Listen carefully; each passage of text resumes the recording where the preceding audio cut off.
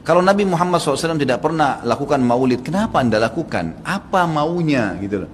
Tanya coba, pasti mereka bilang Nabi nggak pernah lakukan, para sahabat tidak pernah lakukan. Sampai saya pernah berkata kepada beberapa teman yang sudah sampai pada maaf level ustadz-ustadz, kiai-kiai yang mereka masukkan, saya bilang, akhi, tolong datangkan kepada saya satu saja pendapat, tidak usah dari para sahabat, tidak usah dari para tabiin, 4 orang imam saja, Imam Ahmad, Imam Malik, Imam Syafi'i, Imam Abu Hanifah, ada nggak satu saja statement mereka yang suruh buat maulid? Coba datangkan kepada saya.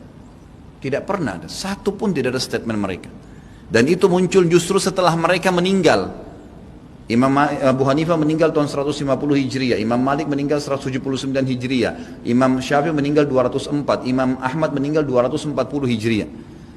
Itu munculnya maulid di tahun pas Imam Ahmad terakhir tuh, 10 tahun sebelum meninggal, 230 Hijriah, oleh orang-orang Syiah yang ada di Mesir. Itu mereka lakukan. Karena mereka mau mencontohi ya, yang dilakukan oleh orang-orang Nasrani merayakan hari lahirnya Nabi Isa alaihissalam. Banyak orang bilang ini kan cuma untuk syiar. Syiar akhi, sampaikan sejarah Nabi Muhammad SAW. Sampaikan majelis ilmu, bukan dengan membuat-buat yang Nabi kita tidak lakukan, gitu kan? Saya sarankan, jadikanlah Nabi Muhammad SAW betul-betul sebagai kiai anda. Kalau mau kerjakan sesuatu, tanya, Nabi Muhammad SAW kerjain nggak? Kalau enggak, cukup. Kita nggak lebih pintar dari Nabi SAW, teman-teman. Dan boleh diutus untuk dicontohi. Yang diperintahkan saja sudah padat, sudah banyak. Untuk apa buat-buat lagi? Udah banyak gitu kan?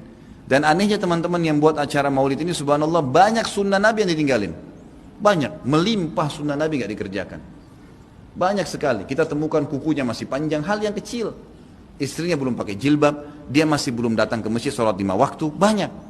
Rame-ramein aja pada saat acara itu saja, itu pun tidak ngerti apa itu acara.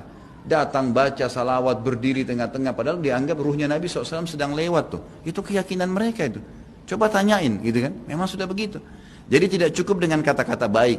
Mohon maaf, saya katakan ini dengan teman-teman yang melakukan perbuatan-perbuatan yang Nabi SAW tidak perintahkan. Anda sama saja sedang mengatakan, maaf Rasulullah, saya lebih ngerti daripada Anda.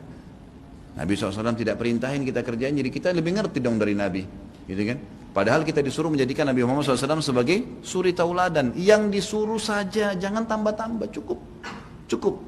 Dan yang tidak dicontohkan sama, jangan juga dilakukan. Karena Nabi SAW bukan orang yang tidak tahu, orang yang tahu. Semua dipandu kan? Berarti di sini masuk dalam mengerjakan apa yang diperintahkan, meninggalkan apa yang dilarang dan yang tidak dicontohkan.